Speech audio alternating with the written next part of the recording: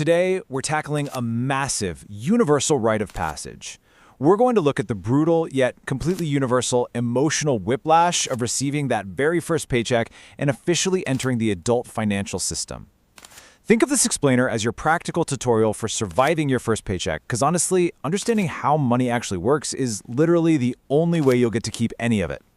Here's the game plan. We'll hit the first paycheck shock, go inside the banking matchmaker, look at the two faces of interest, surviving inflation and recessions, taming your credit score, and finally, time is the ultimate asset. All right, Section 1, the first paycheck shock. Imagine this. You've been working hard. Maybe you're flipping burgers or grinding away at your very first office job. You did the math on your hourly rate, multiplied it by the hours you worked, and you excitedly expected a solid $2,000 to hit your account. You can already see that money in your hands, right? But then you look at your digital pay stub, and it's suddenly slashed to this much smaller surviving number, $1,456. It feels like a bureaucratic buzzsaw just chopped up your earnings. What happened? Well, the invisible forces of federal, state, and FICA taxes just took their cut. Now, before you get too mad, it really helps to reframe that initial sting. While it feels super painful, taxes aren't just arbitrary theft. They're the literal cost of civilization. They're the collective pool of funds keeping roads paved, schools open, the military running, and honestly, making sure those essential late-night taco trucks remain completely rat-free. Once you accept this reality, you can actually start planning for the money you get to keep. Moving on to Section 2, inside the banking matchmaker. So, once you accept taxes, you need to put your surviving cash somewhere. And that brings us to how banks actually operate. We all kind of grew up with this myth of a giant dragon guarding a massive pile of your physical cash inside a heavy, impenetrable vault. But that's total fantasy. Money itself is basically a social construct based on shared belief. And modern banks, they're simply playing financial matchmaker. They aren't hoarding your cash. They are actively moving it around. It all comes down to fractional reserve banking. The bank takes your money, keeps a tiny 10% fraction on hand for your everyday coffee withdrawals, and loans out the other 90% to fund, say, someone else's flashy jet ski loan. Usually, this system works perfectly to keep the economy moving. But if everyone suddenly stops believing the matchmaker and demands their cash at the exact same time, you get a total panic, just like the notorious 2008 bank runs. Okay, Section 3, the two faces of interest. Let's look at a massive tool, or threat, depending entirely on how you use it. Simply put, interest is just rent for money. When you put your money in a savings account, the bank pays you rent to use it. Borrow money for that jet ski? You're paying the bank rent. But here is the catch. The specific mathematical type of interest dictates whether you win or lose the game.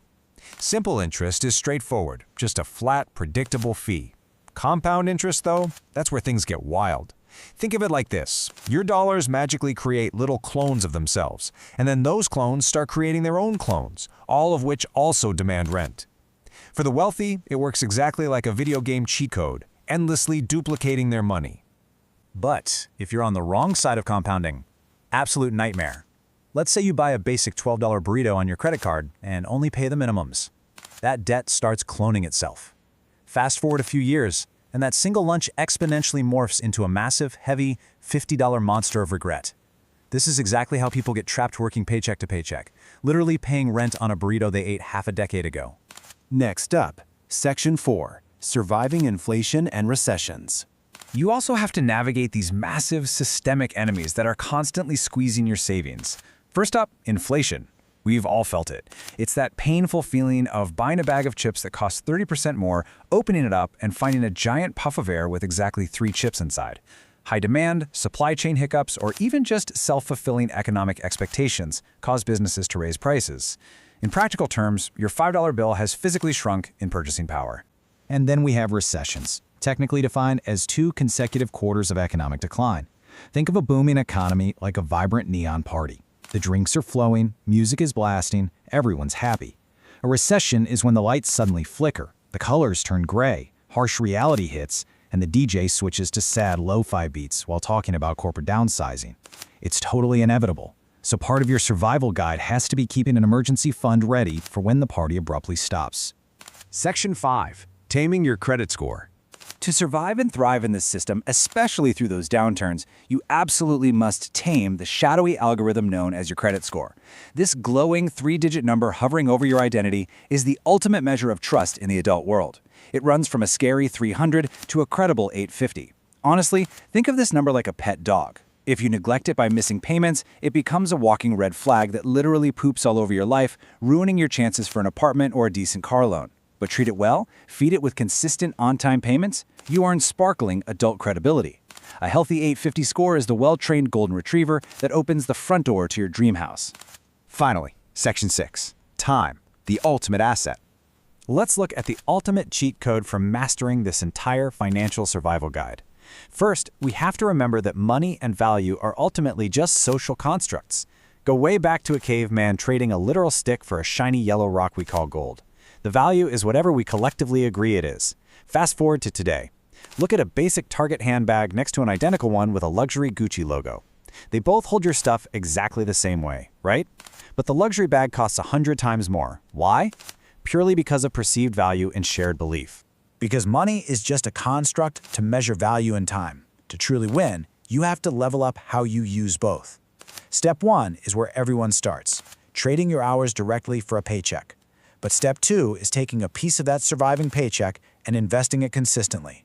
Step 3 is letting compounding time do the heavy lifting over decades. Imagine an hourglass where the falling sand grains turn into gold coins that stack upwards, multiplying faster and faster. That is what your invested money does over time, eventually turning ordinary paychecks into a massive 7-figure retirement landscape. So, surviving your first paycheck is really just the beginning. It's about recognizing the taxes, dodging the compounding debt traps, and understanding that time is your real asset. I'll leave you with this final thought to ponder as you navigate your financial journey out there in the real world. Are you going to spend your whole life working for your paycheck? Or are you finally going to teach it to work for you?